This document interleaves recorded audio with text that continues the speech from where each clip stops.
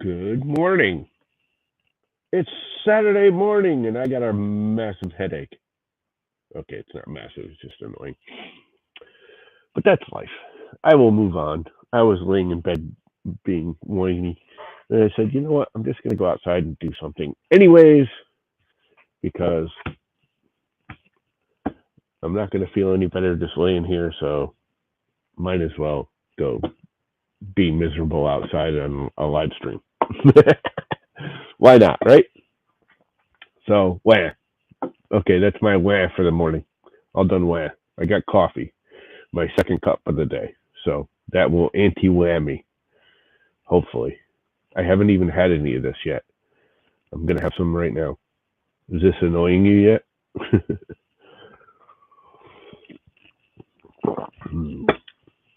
Coffee good. It's a very mild hazelnut. If you haven't heard before, I take hazelnut. I'm not a big fan of flavored coffees. What's up, Viking? I take flavored coffees and I'll buy a bag and I buy a big box of regular coffee and I take the flavored coffee and I put like one scoop in a whole bunch of regular coffee. So because I think flavored coffees are over flavored. But anyway, enough on the coffee. We have a chessboard here, which I have to think about. And as you can see, it's got an issue from being out here in the cold. I was getting ready to plane this off on the CNC and level all of this pour off. And she's warped after sitting, which it really shouldn't have done because it's layered with plywood. And I already flattened the plywood and now it's warped still. And it's warping the same place that was warped before. So I'm not going to plane it anymore. I'm not going to try and flatten it. The problem is if I flatten the top now, I'll take away more material on each end than I will in the middle because it's cupped this way. It's fine this way, or seems to be. It's cupped this way. So if I try and flatten it now, this is so thin, it'll be noticeable. So I got to figure out how much it is. What are you designing now? You're really getting into that ZBrush, aren't you? That's cool. I got into ZBrush for a while, and then I kind of got out of it because it's too complicated. My problem with ZBrush, let's get on ZBrush for a bit, just to sidetrack. My problem with ZBrush is, like, I go and I start learning something, and I'll spend a couple hours playing with it, learn some new technique or something, and then next weekend I'll go to do it again, and I'll completely forgot what I learned, and it's not. It doesn't allow me to just when I get like artistic like that, I just want to do it. I don't want to sit there and have to think about every little control and how I need to go about. I just want to make it, which is why I love sculpture so much back in the day. Because there was because there wasn't a lot of controls with sculptors. There wasn't a lot of thought on what to do. You just did it because that's all you could do. It just worked. It wasn't the most powerful. It didn't have the most settings and features, but it actually felt the most like actually working with clay because it wasn't about all the controls and all the functions and all the crap you can do that ZBrush can do. It was just strictly about sculpting. You had two or three little things that kind of were just like, sculpting knives and clay, and that was that, you know. But anyway, I loved Sculptris. I wish they'd bring it back.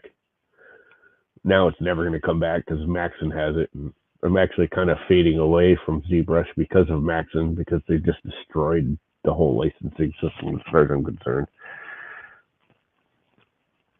I mean, I get it to an extent, but anyone that pushes for subscription over one-time purchasing, and I know they're still doing a one-time purchase, but they've made it absorbent, and it's just not worth it. And there's no more updates. All my updates went away.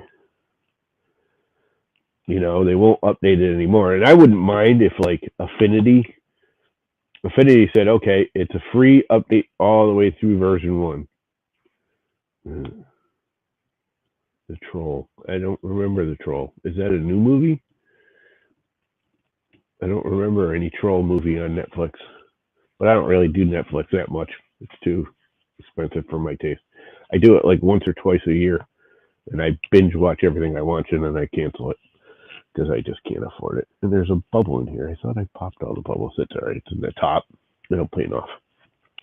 So, anyways, I got to plane this thing off. Oh, it's coming in December. That's like in a week or two.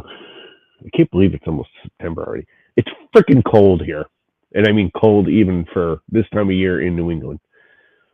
It's windy and like 25 degrees out or something ridiculous. I don't even remember what the actual temperature is, but it's freaking cold out. And I'm not happy about it. I don't mind cold, but it's too early to be this cold. So I have to think about this thing. Back to actual woodworking.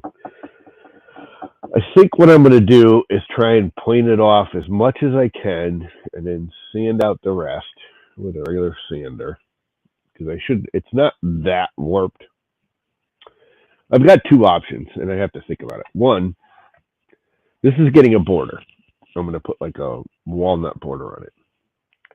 So I should be able to take scrap wood and screw it to the end here a little bit lower, clamp it down, which will flatten it on the CNC, plane this right off perfect. The minute I unclamp it, it'll spring back.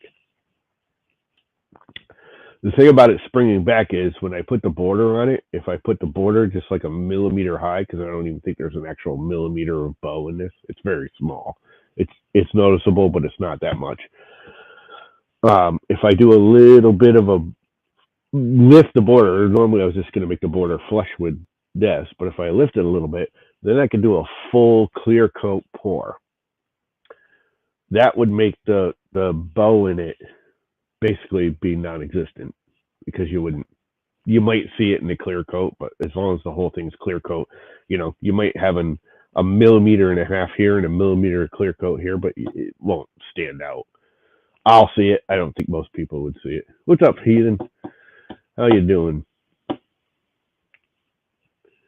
Yeah, but you live frickin' in Arctic area there, Viking. You live in the cold. And I don't mind cold.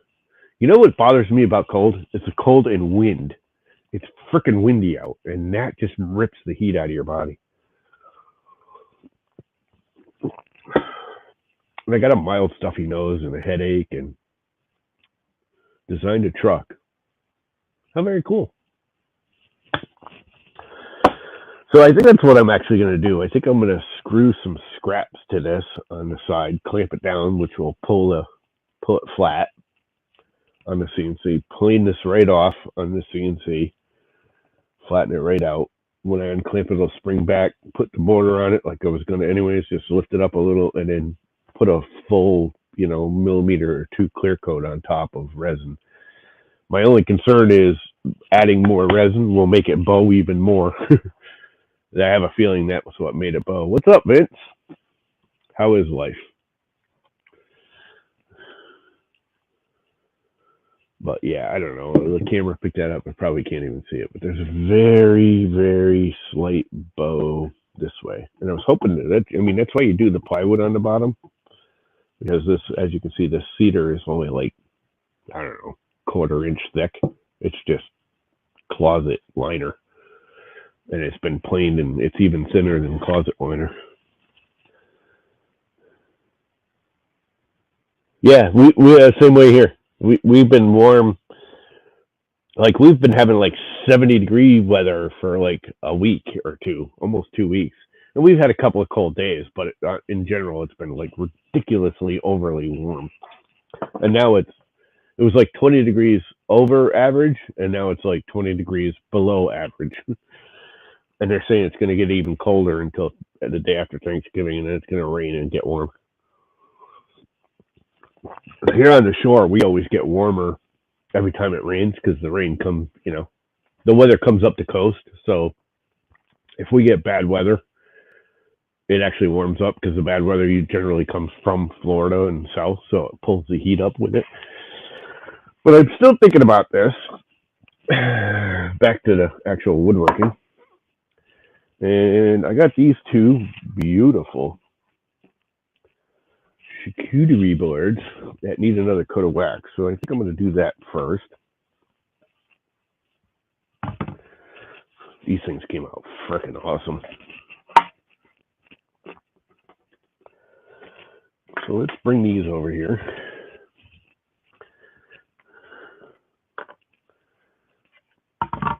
And throw a coat of wax on them.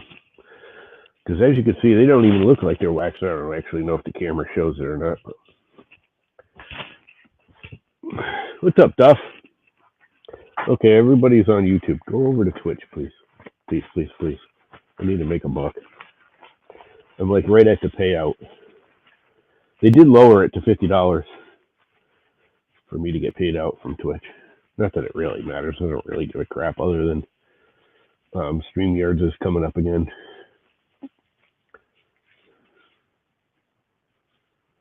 Do you make a drawer? I can make a drawer. I mean, I don't normally make drawers, but I can make one.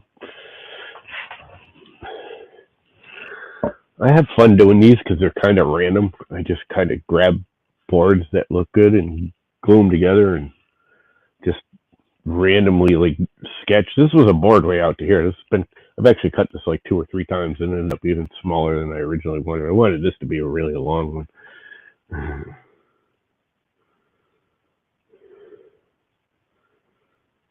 A drawer. I don't get why you'd use a drawer for the. I'm lost what you're talking about there, heathen. Yeah, the walnut is awesome. Let's rub in some wax. Wax it up. Now, I'm putting, with these, I'm putting 2 coats. I have 2 different kinds of wax I made. This is my own mixture of wax. I used to put like 3 coats of oil. Now I just drench it in 1 coat of oil. And I have oilier wax. Because what I found is that by having an oilier wax instead of just drenching it in oil, the liquidier wax pulls the wax into the board more, if that makes sense. And then I'll do a final coat. This will be the last coat of the liquidier wax. And then I'll do a final coat with a harder wax, which is just beeswax. It's just beeswax and mineral oil I boil together. So this is like 4 parts mineral oil, 1 part beeswax. And it's boiled together. And then and this will soak right in. I'm putting it on pretty thick. It's kind of like, it's about the consistency of what do you call it, jelly there? Vaseline. It's about the same consistency of Vaseline. But this will soak in overnight. And then tomorrow I'll put on a thicker coat of wax, of harder, thicker wax, which is more like a 2 or 3 parts wax to 1 part mineral oil. And I'll actually hit it with the heat gun real quick. Then it melts the wax right into the pores and everything. And it just gives like this awesome freaking solid. It's matte, but it just looks good when you heat it in. So this will soak the wax into the wood better. And then I'll heat it with the final hard coat. Does that make sense? This one is just gorgeous. I like them both, actually. They're kind of almost a set. They weren't planned that way, but they kind of look like a set of boards, if that makes sense. I need to sell more of these. I keep making them, and I'm only selling customs. Everyone sees them and says, "Those are awesome. Can you make me one that looks like this or that?" So I'm getting some sales, but not enough, and I'm not selling these ones that are pre-made, which I actually thought would sell because they're cheaper. Because it's just me making whatever the hell I want. Well, I did sell 2 the other day. Actually, a customer that bought a cutting board, a custom cutting board, a while ago. Saw one. She says, "Oh, I like that. I'll be over," because she lives right a town or two over. I want to say I went to high school with her. I really didn't. She was in junior high school when I was in high school, but we have like similar friends. Anyway, she saw one she really liked, said she liked it. Then there was two more I was making and posted on Facebook and here and everywhere. And she said, "I like those even more. I can't decide which one. I'm taking them both." I'm like, "Oh, okay." So she stopped by and picked them both up. And I think she was hedging and hollering about taking a couple more too, but I think her husband would have killed her. But anyways, yeah, I'm having better luck selling customs than I am the pre-mades. But I like doing the pre-mades because I just do whatever the hell I want. You know what I mean? It just lets me be me. But there's that. That's got a nice thick coat of slime on it. Yeah. The problem with Etsy is it's expensive. The problem with the website I have is it's expensive too. So I've been thinking about going to Etsy. The other problem with Etsy is, even though Etsy's supposed to be all handcrafted, there are a buttload of people that have worked around it and are drop shipping Chinese crap. And you can see fairly nice. I mean, they look pretty nice. What's up, Andrew? They look pretty nice cutting boards. You know, they're sweet and everything.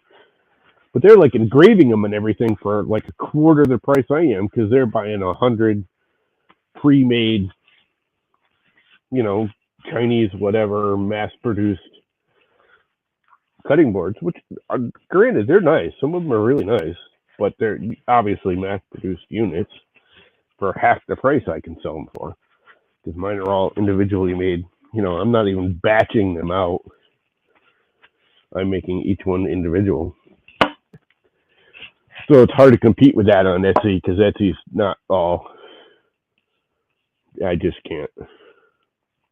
Etsy's got a lot of drop shipping on it now too, which people don't realize is, you know, just a guy with a website and or an Etsy page, and once a week he sends his order off to China, and China makes them, and then they ship from China.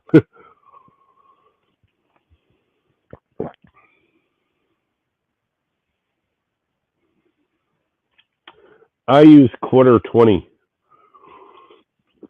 with my own little 3D printing clamps. They it's a quarter 20 thread with a 3D printing clamp that goes through, and there's a T-nut in the wasteboard.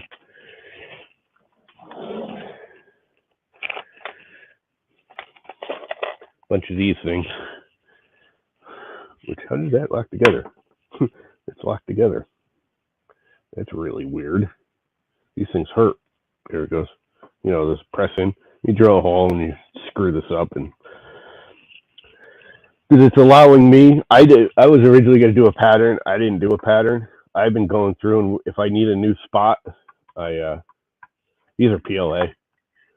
I love these because I'm still not the greatest with the initial. Fusion is still confusing me for frickin' CNC. It's not confusing. It's just there are so many settings. I always forget something stupid. And if I whack this with a bit, it just cuts right through it and nothing happens. If it was a fancy aluminum one, I would have a broken bit and damage and smoke and fire, and this, it just cuts right through. About the worst thing that can happen is you know, it comes unclamped from the board, and the material I'm cutting gets loose, you know, or jiggles, and I have to stop it and start over. But I'm not like destroying hardware. It doesn't bind the machine. It doesn't bend the machine. It doesn't, you know, destroy a bit. And what's up, Zach?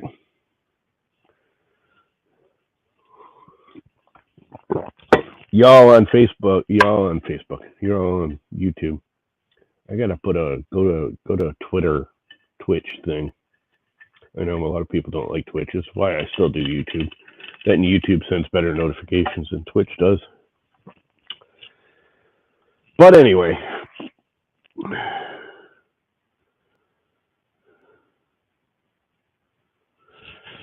Yeah, I've been going. Easel doesn't. It's just too. It's too blah. It's just too blah. Easel's almost. It's funny because I need something in between. Easel's almost too simple. And Fusion's free, and I know how to use it. And it's got a. Fusion has a plugin for that machine, or that machine has a plugin for Fusion, I should say. OpenBuilds has a pre-built software plugin for the Fusion, so any limitations of that machine are in the post-processing files. Yeah, I have to agree. Easel's kind of garbage. What I want is Aspire, but I just can't do freaking subscription software, especially that much. I mean, that's what, $1,200-$1,300 a year? No. I'm not spending that kind of money. I don't have that kind of money to spend. It's just insane. If I was making tens of thousands of dollars at this, and someday I might, if I actually get us to where I can start making money at it for real, I would probably get Aspire.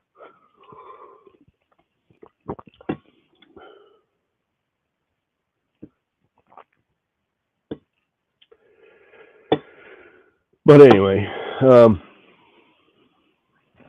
what else do I got to do? My brain is completely fogged.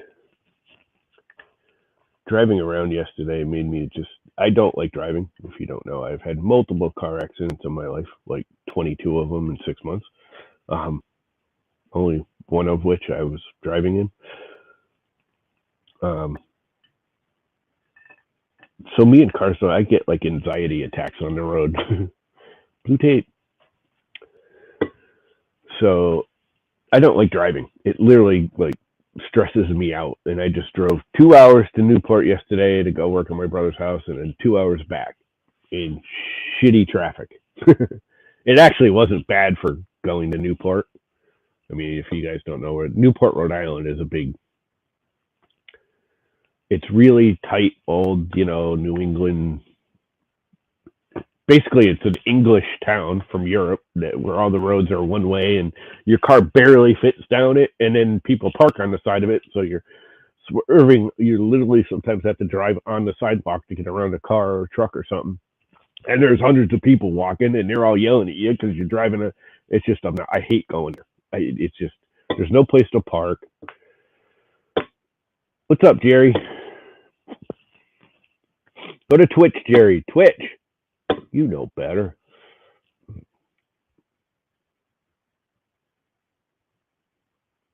Viking, Twitch. Get to Twitch.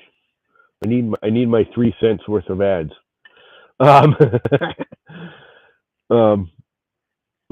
That's sad.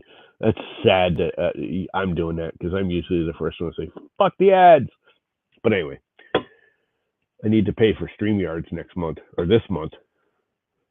Because I got StreamYards last year on the Black Friday sale. And just so you know, if anyone's using StreamYards, Black Friday, I don't know if the new owners, you got to remember that Gage and what's his name no longer own StreamYards, and some big corporation bought it out, and they're still supposedly there, but half the time you never see them anymore, and there's some weird dude doing all their advertising. So I have a feeling they kind of just faded away, or they're just in the background making money, which is fine.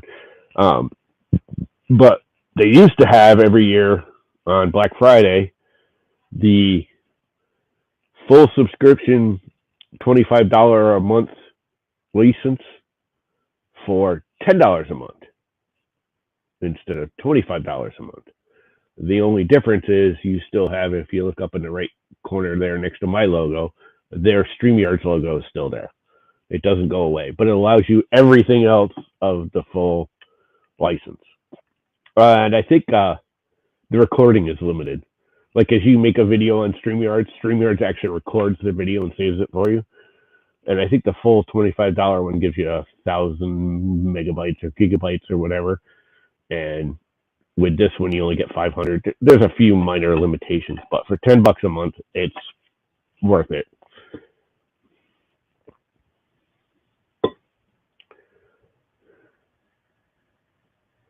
Three rolls of filament new in a box. Problem is it was in Cleveland, so that was 4 hours up and 4 hours back. Did a road trip yesterday to pick them up.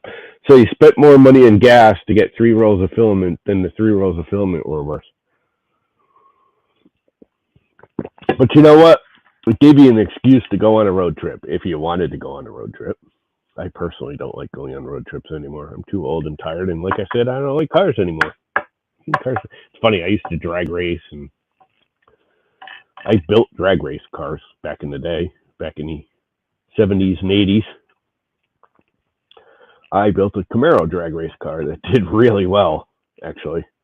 Everyone was amazed because it was an 80s Camaro that's like the heaviest Camaro ever built, because I don't know if you know the whole Camaro thing, but US came out with the whole safety issues and the bars and the doors, and it had to pass crash tests and all this stuff, and the Camaro never did, the original Camaro. So, what is it, 70? There is no 79 Camaro. 79? 78. There's one year they didn't make a Camaro because they had to make it pass the crash test, and it didn't do it. So they bonked that year. I think it's 78. I don't think there's a 78. Anyway, the next year, the body style had changed a little bit, but it was still the 70s style body up to 81, 80. I think 80 is the last year because mine was an 80. And it still had the 70s style body. But instead of the fiberglass nose and tail, it was that rubbery, plasticky, polyurethane crap. But it was the heaviest Camaro ever built. It was over a ton. And I put a 283 in it. A little itty bitty 283 V8. It came with when I bought it, it had a V6 or a straight 6 in it. I put a V8 in it. And built it up, rebuilt the transmission, put a reverse shifter in it, which, if you don't know what a reverse shifter is, if you drag race, people think that standards are faster. They're not. Automatics are actually faster if you tune them proper for drag racing. But most automatics, you have to pull back, and you don't want that. If you have what they call a slap shifter, you can literally just be driving, pay attention to slap the shifter, and it'll shift up. And it's a semi-automatic. You still have to shift it. You have to manually push the shifter, but you don't have to deal with the clutch. And it engages faster, and you have to get a special torque converter, and it's a whole nightmare, and rebuild the transmission. And anyways, I did all that. And my little 283 was choking at first. I went to the drag strip. There used to be a drag strip. It closed shortly, like a year after I built the Camaro, which pissed me off. I only got to run it 1 year. But it was doing terrible because I took the 283 and everyone's like, bigger is better. So I put this big, massive cam in it from a vet, and I put this big, massive carburetor on it. And I ran it a few times. It was doing all right. It was doing like 13, 14 second quarter miles.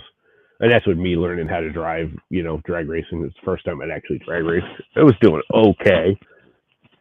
But I was bracket racing, so it's based on your engine size and the weight of your car, and they average it out, and you bracket race. Some old frickin' weird-looking hippie dude he looked like something right out of the frickin' hillbilly catalog. I mean, he was just the scariest looking dude. Half his teeth were missing. He was just, out in the pits one day, and he looked at it and he says, "You got too big a carburetor, man." I'm like, "What?" He goes, "You got a little motor, big carburetor. Not gonna work. You're overfilling the thing. You'll go faster with a smaller carburetor." I'm like, "Huh?" And he walked away, and I'm just like, "Who's that dude?" And one of the guys came by and says, he's like one of the head mechanics for some massive, real live, international, massive, drag racing company. Everyone's like, if he says do it, just do it. Don't even question it. So the guy came back around. I said, "Why? You're saying I'm over, basically over flooding the car. What do you suggest for a carburetor?" And he goes, "Go find an old like 70s or 80s, 70 Chevy stock 400 4 barrel. It says like the Monte Carlos and stuff had them for a while. It's like a 425, not the engine, the carburetor size. So I had a 750 double pumper on it. He goes, go find one of them stock ones. Don't even go looking for an aftermarket. Just get one of those stock ones. That's exactly what you need for this motor. The motor's too small. I was like, okay. And I had a high rise. I had a high rise manifold on. He's like, you got everything perfect. You need this carburetor. So I went to a junkyard and salvaged one and had it all rebuilt, slapped it on there. And I was doing I actually broke my bracket racing the first time. And they tried to bump me up one. And I'm like, it's only a time trial. I need to. And I was literally, when I was bracket racing with my weight and motor size, I would hit the quarter mile and I would actually have to let off before the end, or I'd jump up a bracket because I was going too fast for my bracket.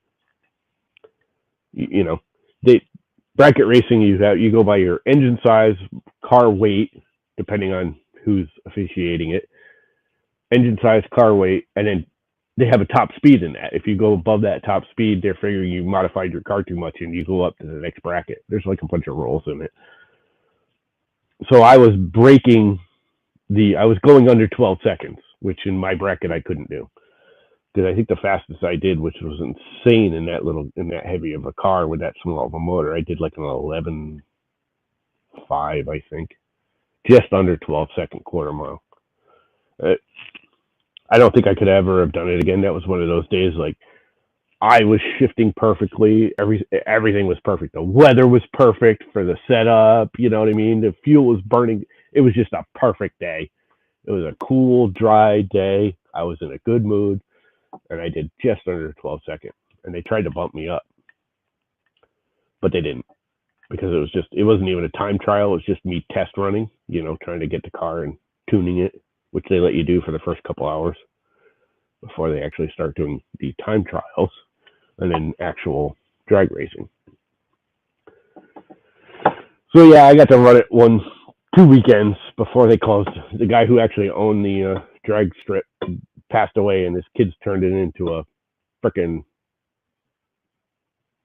commune of some sort, sold all the property and turned it into condos.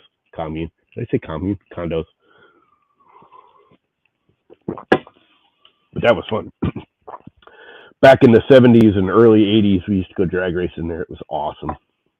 I used to love drag racing. Not no more. Don't even like getting in the car. If I can avoid getting in the car, I do. I don't like cars.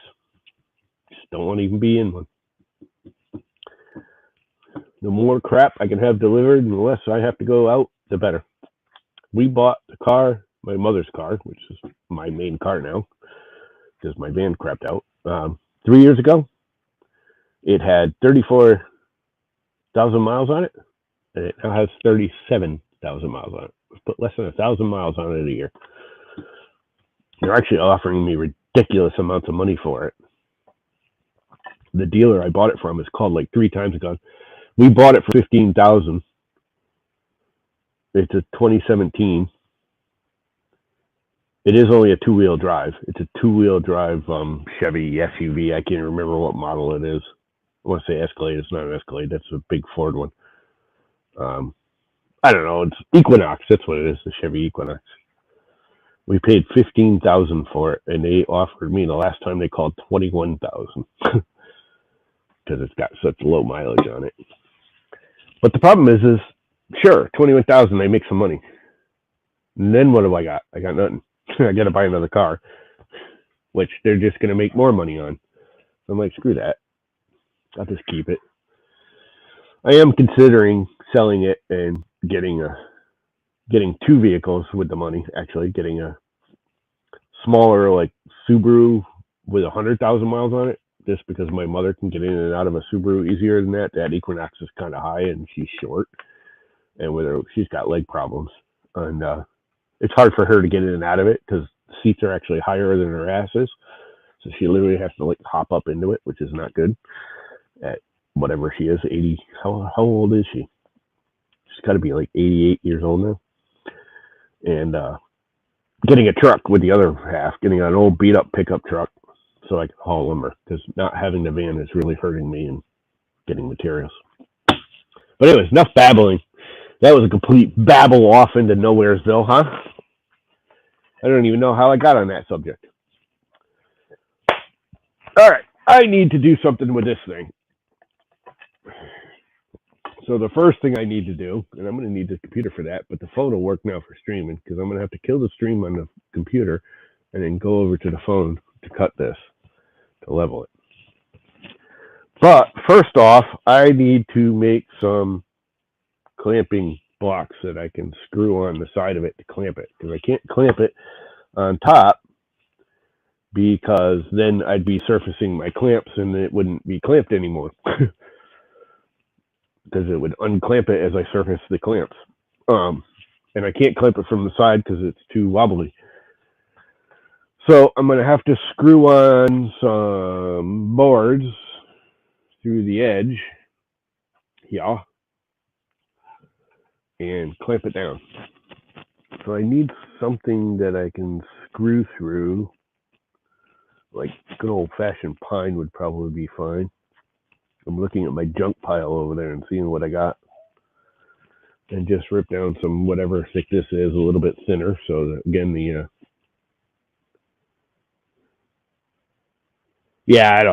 I've got like 2 or 3 pictures. We're talking 70s and 80s, dude. The pictures I have are old Polaroids. I have Polaroids of my Camaro, not my Mustang. My Camaro somewhere. But just like 1 or 2. There were no pictures back in the day. There was video, real live video cameras, but there's no pictures of me drag racing or anything, or the car. I have the one picture of the car when I first bought it, before I even modified it and made it a dragster. And it's just, it's a 2-tone Camaro that was in an accident. That's why I got it so cheap. Because it was only like 2 or 3 years old when I bought it. And I only paid $6,000 for it, which was still a lot back then. You got to remember, I bought this in the 80s. It was in 1980, and I bought it in 84 or 85, I think. 86, because I went to college in 85 for the 1 year. And then I came back and started drag racing again in 86, and 87's when right? Yeah, I don't know. It was a long time ago. Anyway, there's no pictures. There's a picture or 2, I think. They're literally the old, take the picture and wave it in the air Polaroids to get it to cure. You have to wave it to get the chemicals to flow around the Polaroid to get it to cure. And I still have Polaroids somewhere. Yep, I still have Polaroids. They still make Polaroids, don't they? I mean, it's more of a novelty than a reality, but they still make them. All right, I have this old broken up piece of pine right here. It's 3/4 of an inch. So if I rip some strips off of this, I can just screw them to the side. Yep. And just screw them right to the side, because this is going to get an edge of something. I think I'm going to do black walnut, because that's what I have the most of right now. And yeah. Then I have some way of clamping it down to the CNC.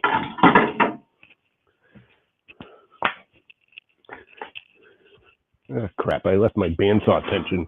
Oh, no, I didn't. Duh. Wow, I'm just like, my brain is fogged today. Oh, you guys can't even see what I'm doing, huh? All right, let's put this over here, so you can sort of see what I'm doing over here at the table saw. I need to get rid of this chair. I need a stool. Let's turn the power on to the tools. Lights on, the laser's on the chop box, so I know it's running. And let's cut off this scrappy piece. Let's put the vacuum on this table saw, so I'm not making quite so much of a mess. It still makes a mess, but just not as much of a mess.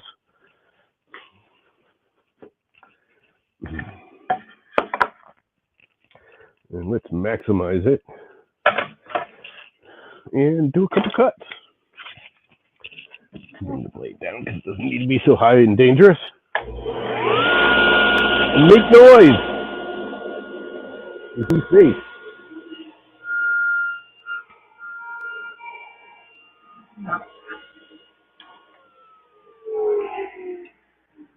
That goes in the burn pile. Now I got a nice straight cut that I can make some strips out of. How long do I want to make them? How wide do I want to make them? Let's make them like 3/4 of an inch. How's that sound? Does that sound like a good size?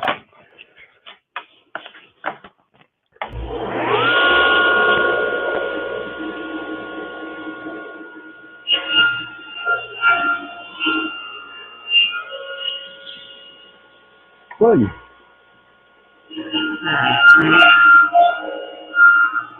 Ooh. 3 and 4. No, we're probably doing that after. Close enough. It's just the clamping board. It's just the board for clamping.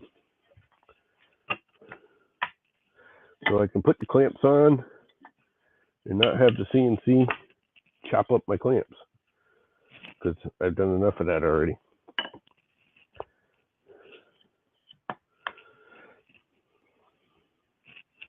Could almost go thinner, but I'm not gonna.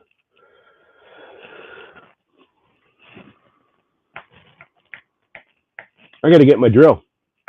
My drill's in the car because I brought it with me to frickin' Rhode Island, Newport, Rhode Island yesterday. So I need to go get that. I could just use one of the big ones, but I might as well go get that. I'll be right back. It's only right here. Just kind of a pain in the ass getting it out of the car. Oh, look, our boxes. I forgot to take the recycling down the other day. Oh, well. Let's get the toolbox out of the car. Where the hell is it? In the back. Oh, no, my brother's crap's here. Oh, crap. Crappity crap. Crappity crap, don't come back. Oh, crap. More crap. All kinds of crap. Holy crap. Heavy crap. You guys can't see the thing. All you can hear me is swearing about crap. Crap, and more crap. All right, everything's out of the car. Shut the damn back. Just gonna stay out of my way for now. This thing I can pick up and bring through all my little plastic layers of doors. Oh, crap. This thing weighs a ton. When it's full of tools anyways. I used to haul this thing around like it was nothing and it had even more in it. Now I'm just old, fat, and tired. Can't breathe. I'm old, fat, and tired and can't breathe. Because I'm old, fat, and tired. Shut the little plastic door here.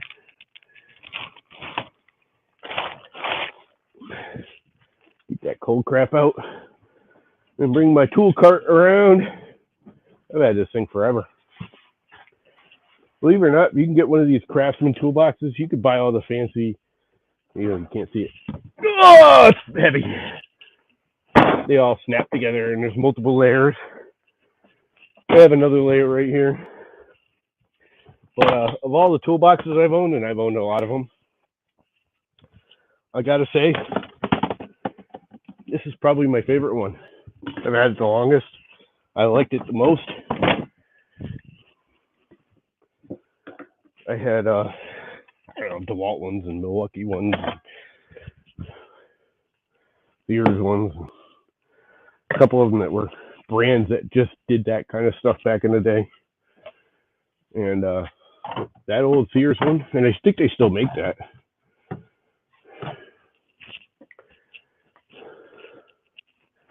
I believe they still make this pack out thingy. Battery of 4. Battery of 4. This can go away back in its little holster where it belongs. This thing can fold down. This can go back on here and lock into place, especially if I close the top. I think my circular saw is still in here, but that's all right. And then this one can go on top too. This It should really go in the middle. But that's all right. And that's a good thing about this thing is it'll snap in any old way you want it to, any old order you want it to. It all rolls away in one big cart.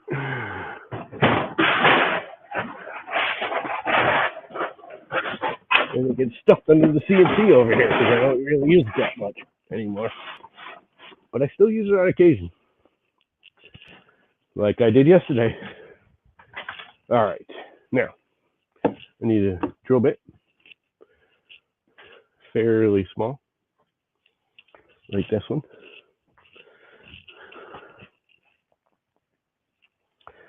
And first things first, wondered if I could get enough grip with this by just doing the two ends. The problem is when I clamp this down, it's going to flatten it out. And if I, you know what, if I just put one screw in here and then I can put one clamp here and here. This is the bow way. So I want to full clamp it here, pushing it down. But I just want to keep it from shifting. So what I think I'll do is make these smaller and just put a single clampity clamp on each side, which makes a whole lot more sense.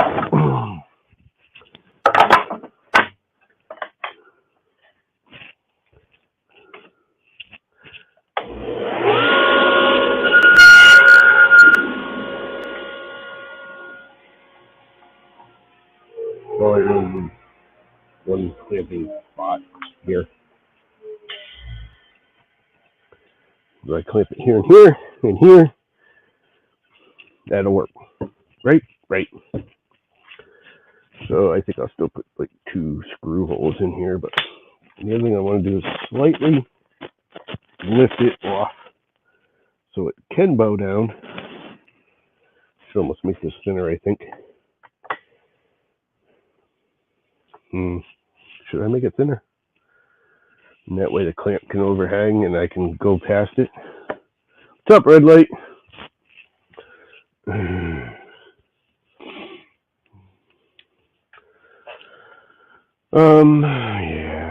What to do? What should I do with this nightmare?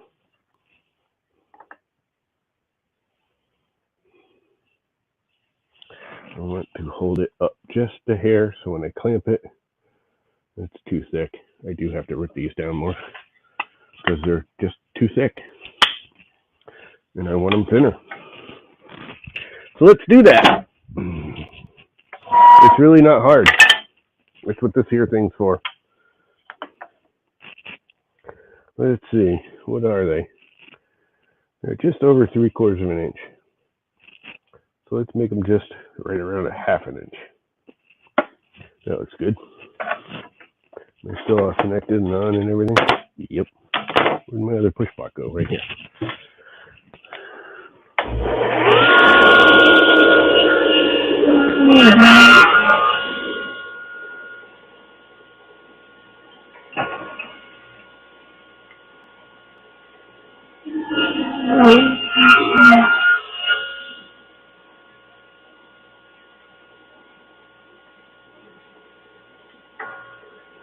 Cutting away all the waste of the day.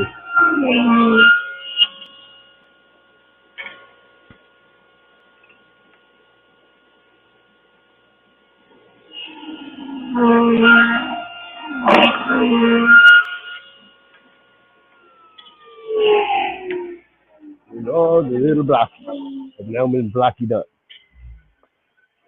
Blocky jockey. I'm a blocky jockey. And what am I going to use for screws? Some 1 5/8" trim should be more than enough. Actually, that's too long. What do we got for trim? I really don't want to use a full head screw. I really want a trim screw. I don't think I have anything shorter for a trim screw. Because I need to buy trim screws. 1 1/4" trim. There we go. That'll work. And that goes there, and it goes there. Let's have a Papa squat. Not just a regular squat, but a papa squat. And let's put a drill hole right here.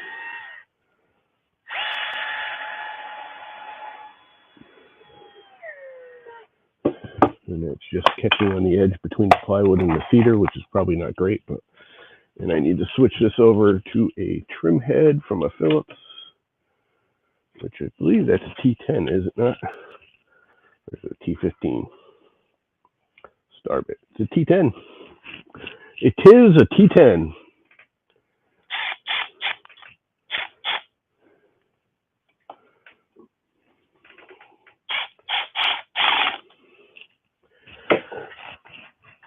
And then I can put another screw hole in here. Drill hole. I'm actually going to pitch it down a little so it catches more of the plywood and the rest of the cedar. Because it really doesn't matter if it's straight or anything, as long as it's holding it when I clamp it.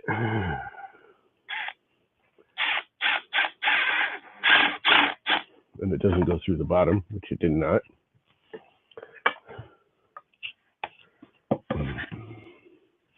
Yes, it's cold. It's cold everywhere. You are absolutely correct there, red light.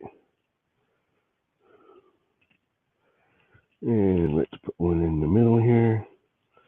Give it a very slight downward pitch. One bite.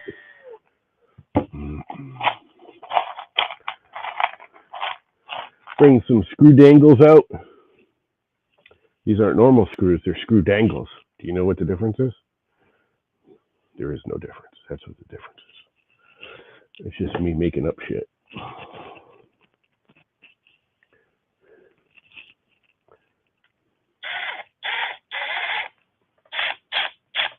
That's the difference. Me making up shit. Did that pop out the bottom? Nope, but it's close. Go up a little higher. Come in here a little more so it doesn't split out.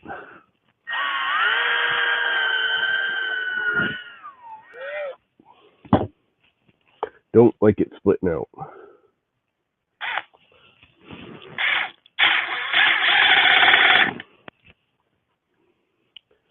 Yeah, it's a little high, but I'm over it. Come on, stop dropping on the floor. You pain in my butt. Put another one on this side.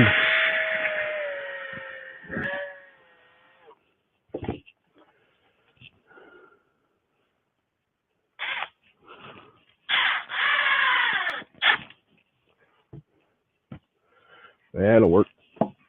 Put a shorty in the middle. I did go the right way, right? Yep.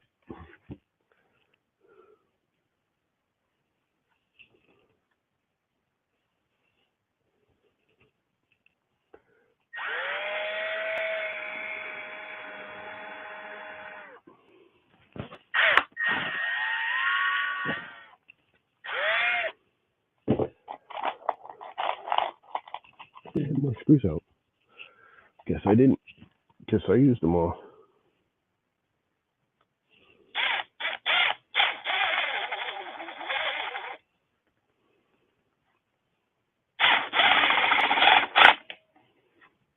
Did it pop out the bottom? Nope. It's kind of a weird pitch to it, though. Why? Yeah, it'll work. As long as it didn't pop out the bottom when I tightened it, it didn't. I'm slightly angling this, so I'm worried about it popping out the bottom.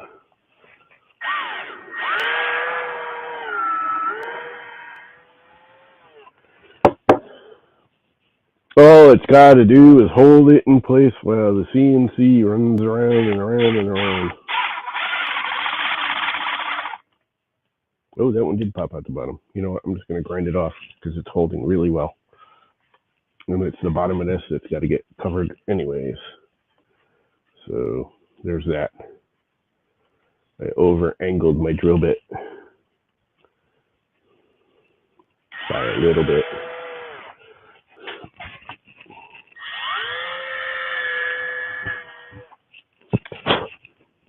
That should be better.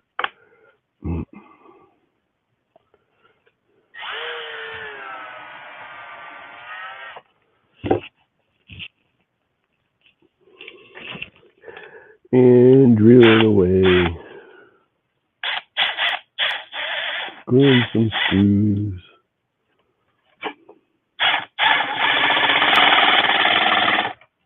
That sucked it in. Nice and tight.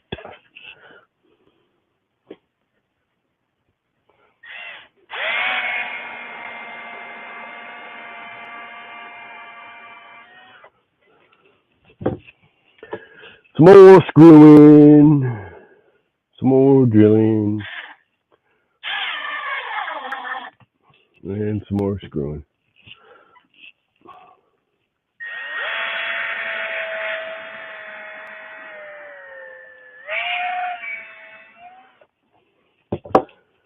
And some more screwing and some more drilling.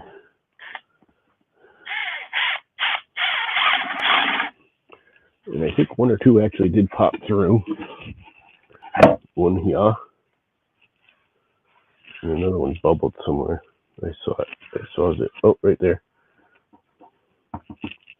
That I can clean up, but that other one I gotta grind right off. And I'm gonna, because I like how it's holding. So I'm just gonna grind it right off. Sparks! Fire, fire! Hate being left-handed.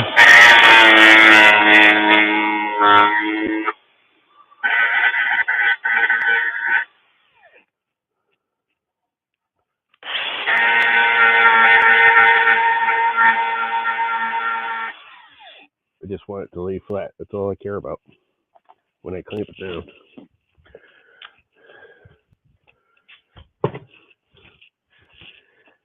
So there's that. So I should be able to clamp that sucker to the CNC now and do the whole leveling thing.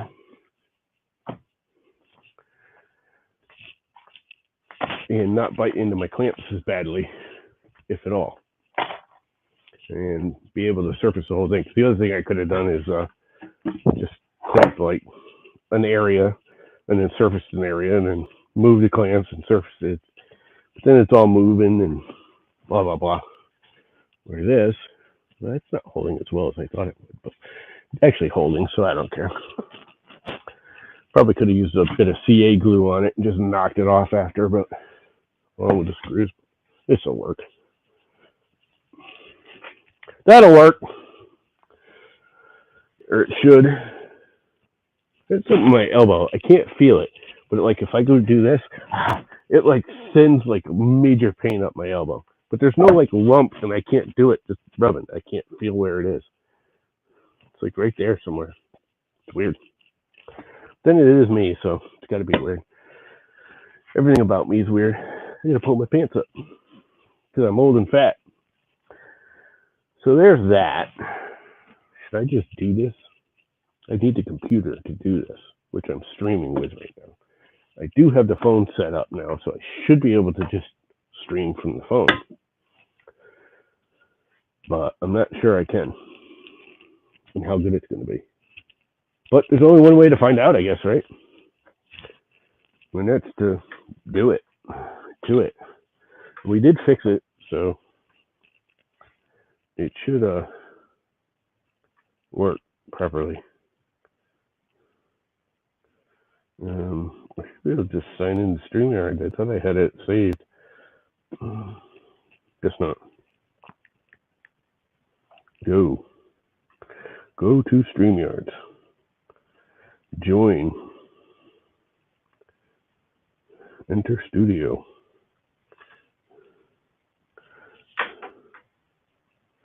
Allow. Turn the mic off. Mute. Because I don't want feedback. And why is the cam not working?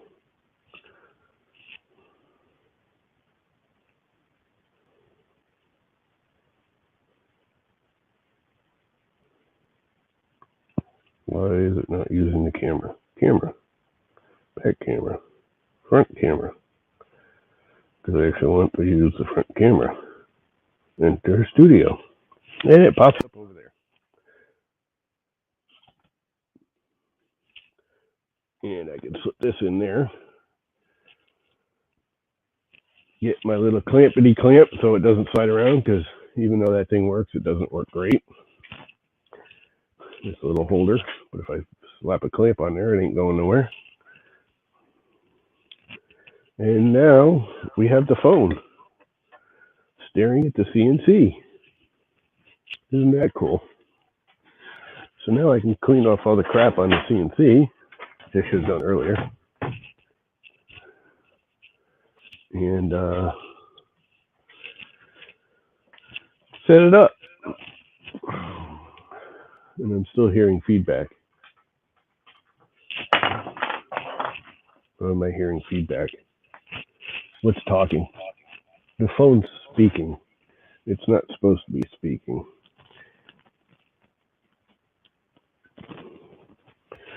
But whatever. It's not terrible with the headset. I can hear it, but you guys probably can't. So that's okay.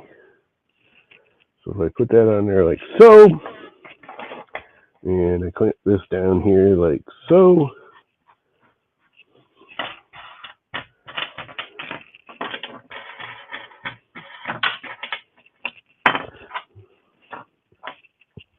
and I clamp this one down here like so. Let's move this thing that way so I can get a better clamping angle and everything. Yeah, sure, that'll work. Right around there.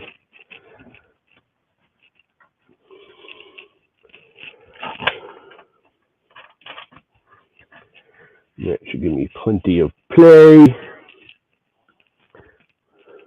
Too bad I really don't have good clamping on this side now. But I'll make it work.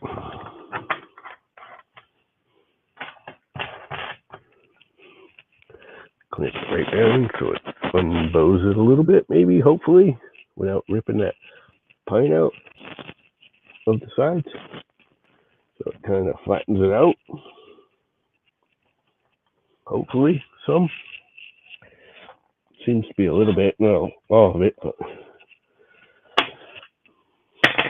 these have all been chewed up.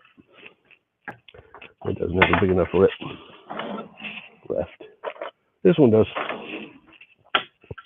The good thing about 3D printing these is I can just make more. Is there a thread in there? Nope. That hole never got a thread. Oh, I know why, because the framing's under there.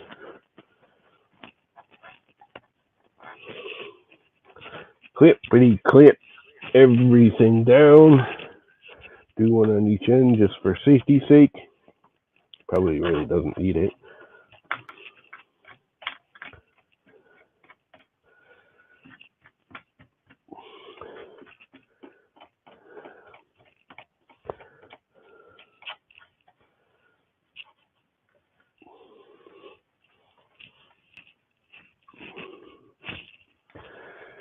And one right here.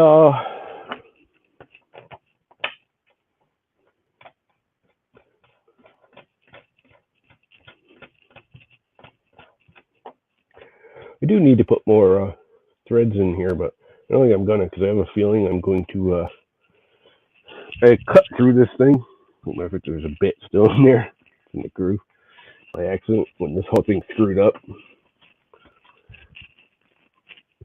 So I have a feeling I'll be replacing it because it's beyond resurfacing it. So I really don't want to put waste more time and energy putting more clamp spots in it when at least these two are going to have to be replaced. I probably won't replace that one because that one barely gets used because I always use this half or third of the board. All right. The CNC is set up. So now, hopefully, I can set this thing up a little better. I need a different tripod for this. This is a very old Gorilla tripod, and the little feet are half missing. And that sort of, oh, I'm going to tighten it up to it. which it doesn't want to do, does it?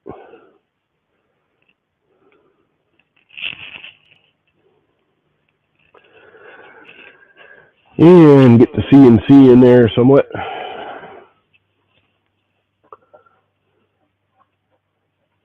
Which you probably won't see much because I am putting the dust collector on it. But yeah. I'm going to have to switch the headset over. Let me do that.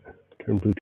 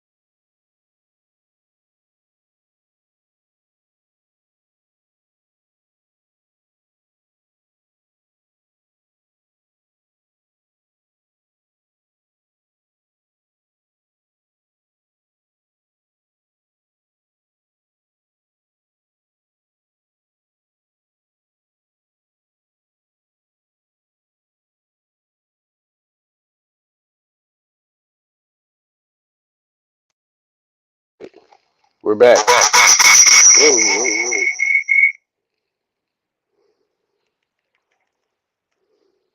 Mute that. So you guys should all have audio again, correct? But why isn't the camera feeding through to the... Is it showing it fine here, but not on StreamYards? There it is. Okay, everything good, right?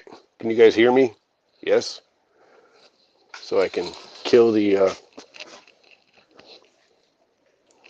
What the hell is wrong with this thing? I need to get a better tripod to do this with if I'm going to do this a lot, because this thing's a pain in my ass. It was good at first, but it's not anymore. It's all worn it out. It's all kind of worn it out. So basically I should be able to put that right there. Get the CNC into place. Put that on there. Looks like your mic was unplugged. I'm okay with that. Can you guys hear me? Let's see if I get feedback. Yep, I'm getting feedback, so I'm guessing you can hear me.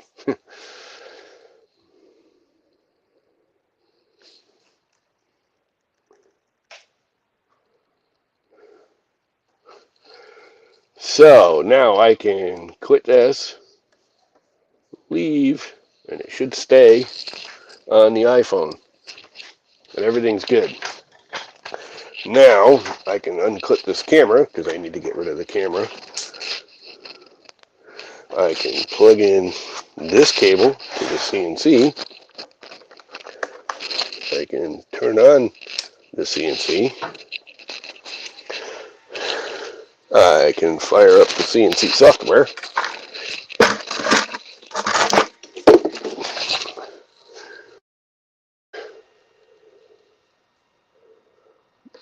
Are you guys getting flashes and stuff? I can't even read the comments on that stupid little phone. Box. Why is it? I'm getting black flashes. Are you guys getting black flashes? Like blacks out and then comes back.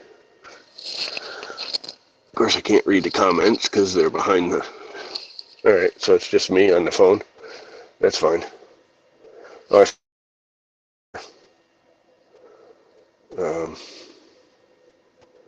I just downloaded new software for this thing. So, connect. Firmware detected Gerbil version 1.1. Unlock. Home all. So it should be working, right?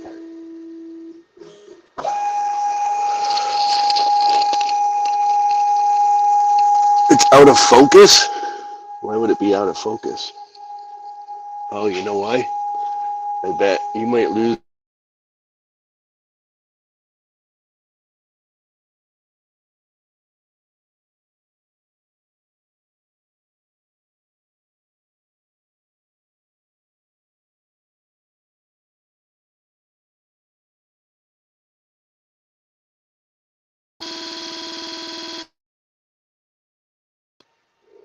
Is it back? Everything good?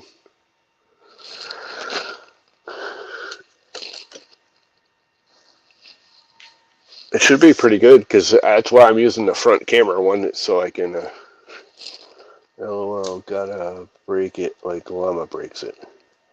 Yeah, gotta break everything. That's what I do. Fix it till it's properly broken. Alright, let's move it back a little and over a little. And back a little farther. So when I undo the bit, if it's over in the corner and I undo the bit, I've had them drop on the floor because they just bounce off the table and drop off the floor. So I always bring it in a little. And I don't know why I always do that. I always tighten it first because I'm a dumbass.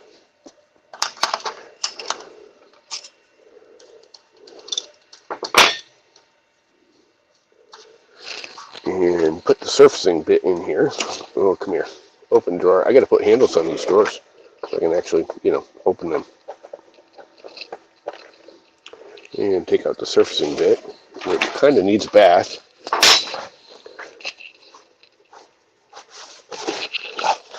Nothing wants to work today. Nothing wants to work today. So we take the bit. And I know a lot of people don't do this, but for every cut, especially when I'm cutting plastics, because it's cutting mostly resin, and that's what I cut most of the time before, I just clean up the edges.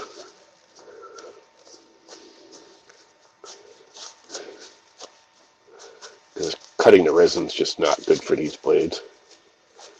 It just, makes it a little cooler, runs a little cooler, cuts a little cleaner, and it's not that hard to do to just clean off the blade surface.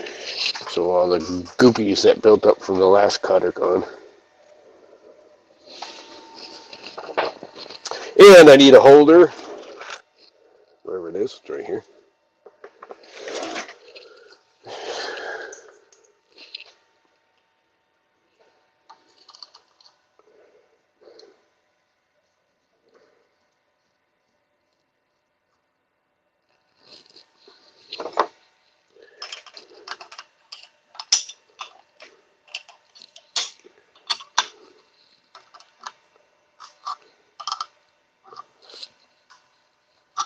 Clamp that puppy into place.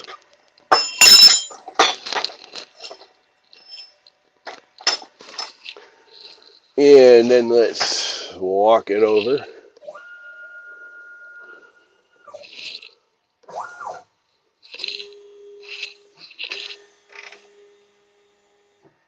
Jesus, that's darn close to a good center. Let's slow it down a little bit so I don't just ram it into the board.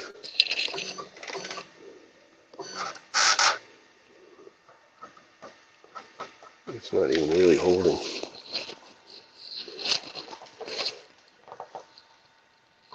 Need to put there. I'm just going to take the top layer off anyways. Let's make that 0. And that's actually about perfect for 0 everything. I can go this way just a hair.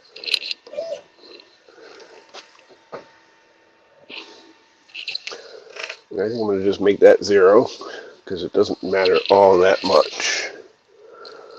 And speed it up again, bring it up, put the dust cover on it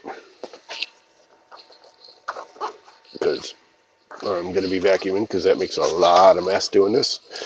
And then I go into the wizards and tools, which I know you can't see any of this.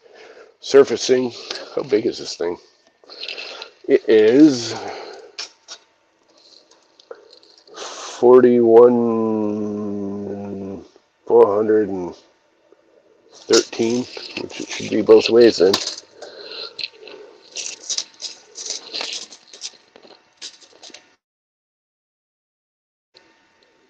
And 12, so it's close. So if I do 414, both directions, 414, tab, 414, tab, skim depth, let's just do like a quarter of a millimeter just to test, 0.25 of a millimeter, proceed, start running. Oh, I gotta actually turn the spindle and the water pump on. I gotta let the water pump through this thing, which you can't see, but I actually have it deliberately air out the hoses, so if the pump dies, I can see it. People are like, but you're letting air in the hose. It's like, yeah, but when I turn it on, I see it pump. Otherwise, you can't tell if it's pumping or not. As long as I see all the air bubbles pump out, I know the pump's running. Which you guys can't see, but I'm over it. And the pump is running. The spindle is up. Let's start it and make sure nothing's going crazy. Oh, why is it not showing me the... Why is it not showing me the wizard tool? It used to show me that. Surfacing and flattening. Proceed. It's not to show it to me. Oh well. Let's run it and see what happens.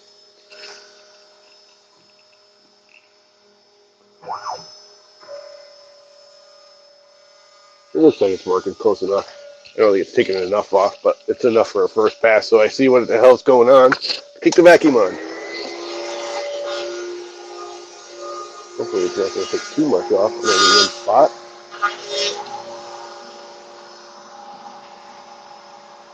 Probably take a little more off. It's not even hitting. Let's go ahead and restart it. Stop job. Wizards and tools. Surfacing and flattening. Let's go to a half a millimeter. Proceed.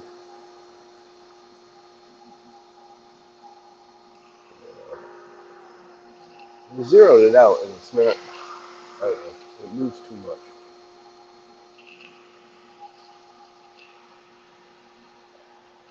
One, two, zero. Zero. Let's do 10 more. Go to over. Yep, negative 10. Negative 10. Make that zero. Surfacing. Let's add 10 to the X. 20 zero. Proceed. Hopefully that doesn't do anything bad. And run.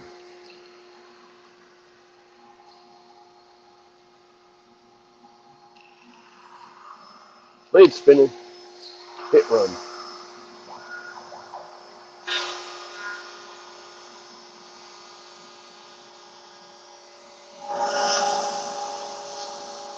Very tightening the front wheel. See anymore.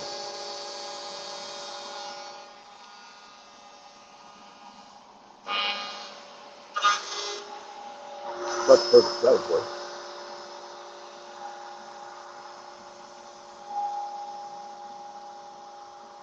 This is going to take more off.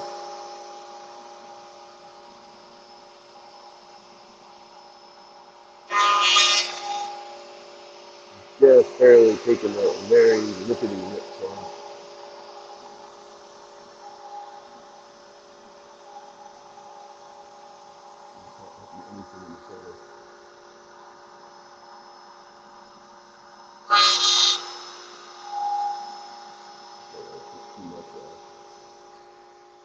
All right, stop job.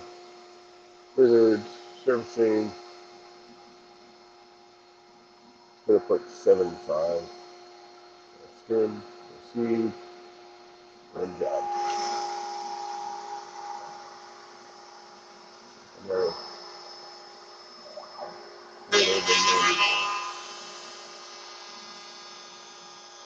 There we go.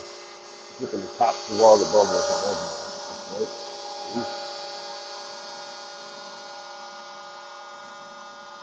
Hopefully, I gotta figure out a way to keep that. The plywood's supposed to prevent it from working. Yeah, it's working.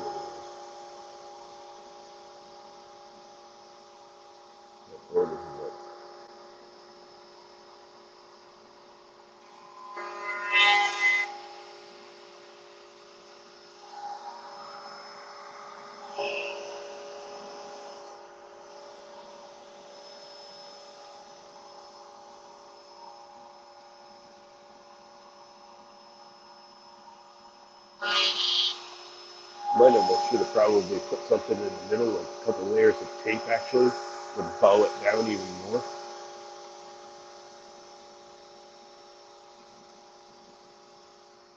I don't know. We'll figure it out someday. Someday I'll figure it all out. This is kind of just a test anyway. I've kind of been liking how it's coming out. So I really need to get rid of all that resin. This is too high. Now it's gone.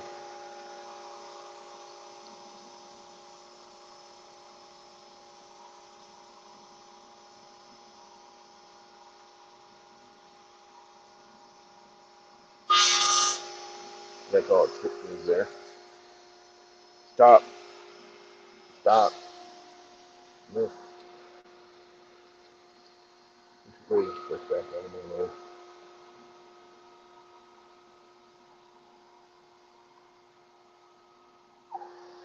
Turn the vacuum off. Let's rethink this a little bit because it's just not doing what I need to do.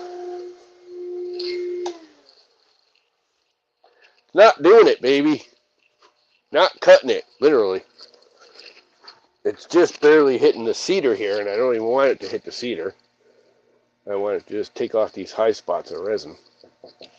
But this is up in the air, which is part of the problem, and that's what I zeroed to. So I need to clamp it here somehow. I wonder if I can clamp this with a long one. Push it down more. Let's try it. That might actually work.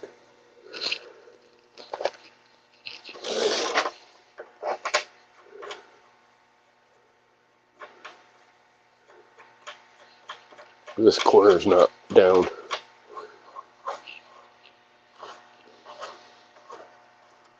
It seems to be helping. Helping a lot, actually. Everything else is low because I got a corner, except for maybe this corner. Right up in here, a little bit. I might have to. Can I go diagonal to that long one? I might be able to. I just might be able to. Go to that. Go diagonal. Put that down. I was hoping I could pull it down flat. Clean it off.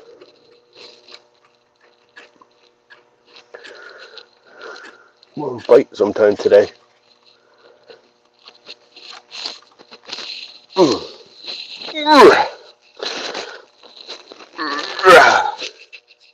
That, push that one down.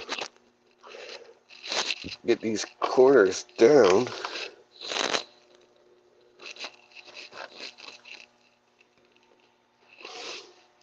That should be good.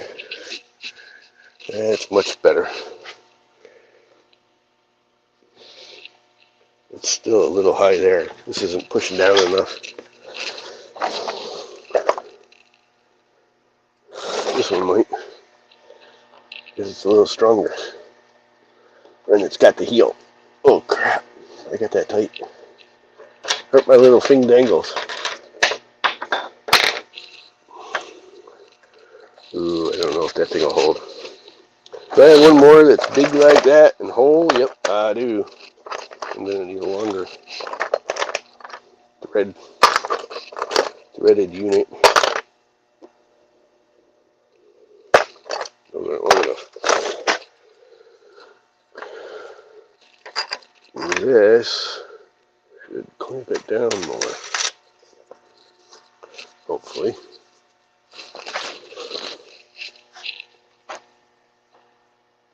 And it seems to be doing it. Except for these old ones. These old knobs have like the elephant's foot on the bottom, and they actually hurt your hands to try and spin. That's better. It's not perfect, but it's definitely better. Probably going to break something doing this, but it's alright. Alright. Zero this thing out again. Zero.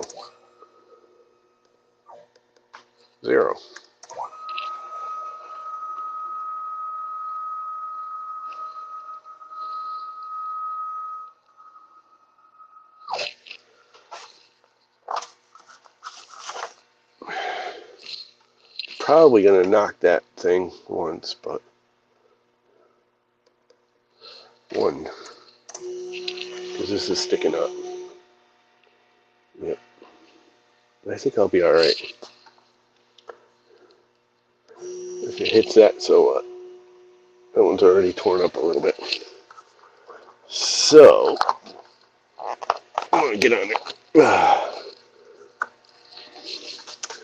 If I spin this up, run, wizards, surfacing and calibration. I lowered it because I lowered that corner a good bit. So let's go to a full 1 millimeter of cut. And, I don't know, hit run. See what happens. We're going to chew into that plastic a little bit. Nope, didn't even hit. It's hitting that. How much is it hitting that?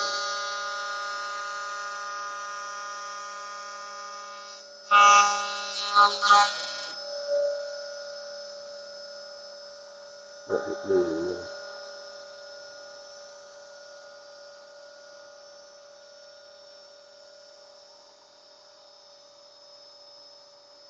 Come on, baby. Get it. Hit the clamp. Alright.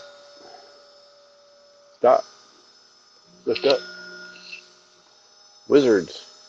Take another 1/4 millimeter off. One. Proceed. Run. I'm probably going to end up cutting too deep somewhere.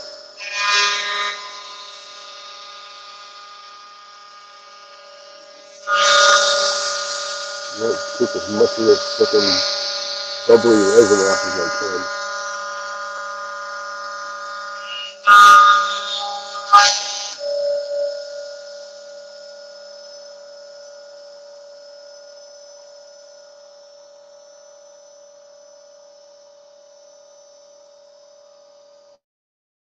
Hitting it all. Get that on the feeder. Or the clamp. It's hitting over here though. I don't know what to do.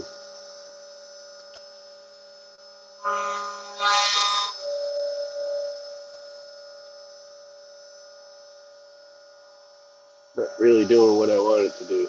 I might just have to sand it off. I have a feeling I'm going to hit the cedar next on each end. I can't clamp it flat enough.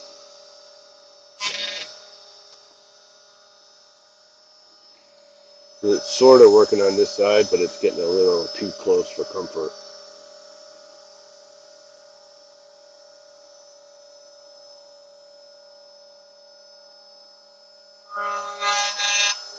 literally doing what I wanted to do, just right here. It's only doing like an inch. If I go any lower, it's going to dig too deep in here. Oh boy.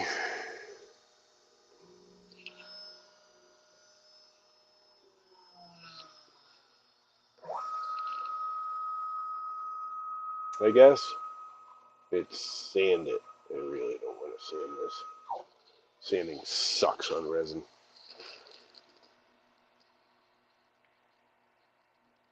It really, really sucks.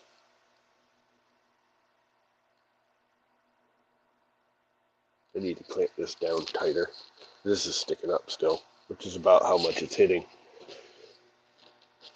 That's pretty much down, but this corner is still sticking up just a hair, and I can't get it down any farther.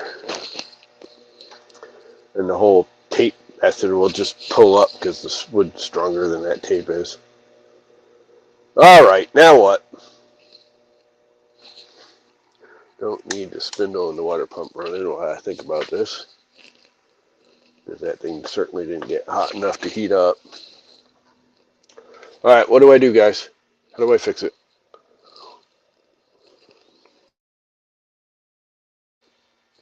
Can't flatten the bottom, because that'll just leave the top curled.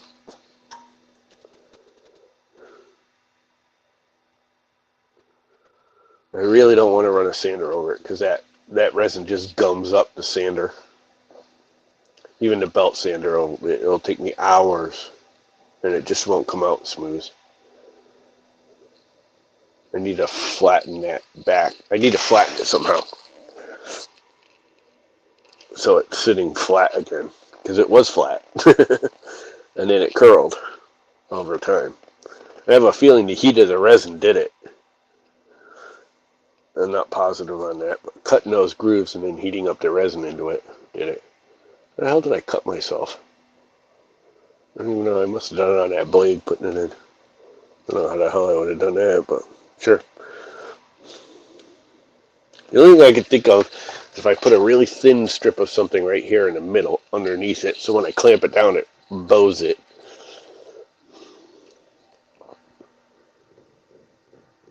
This actually looks really good, this little corner where it hit. It's almost exactly what I want. How am I going to pull that off? That's literally exactly what I want.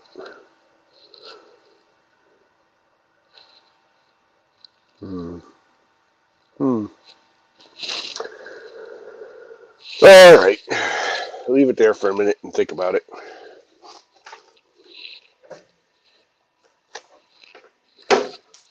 I can bring StreamYards back up on this.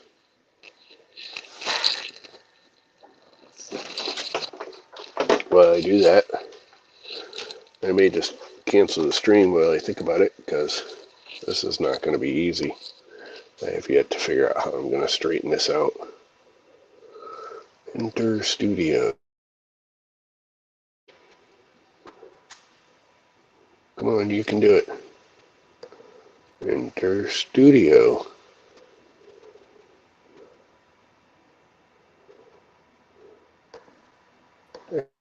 Stream. There you go. No audio feed. It shouldn't be doing that. Whatever.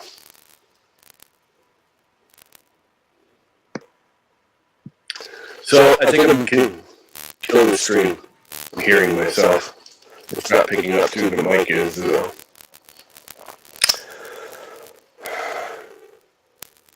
Did it go?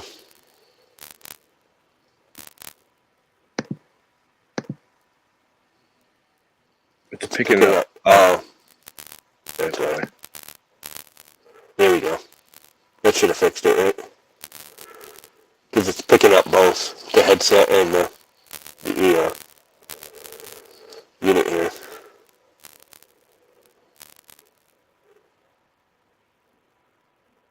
Anyway, I'm going to kill it, so we'll go from there and figure it out. I don't know what I'm going to do with that board. figure out a way to pull this back down, kind of flatten it out so I can level this off, and then I can process the back of it to keep it flat. But somehow or another I gotta pull that down better. I'm just not sure how to do it yet. I got a couple ideas, but I don't like any of them. I can screw a frickin' piece of 2020 to the back of it and flatten it out somewhat, but that's a pain in the ass. Alright, I'm going to kill the stream. You all have a great Saturday. I think Jerry's streaming later on this afternoon. Like a couple, 3 hours away. It's almost 11 o'clock here. So I need to figure this thing out, but I'll do that on my own. So you all have a great day. See you, bye.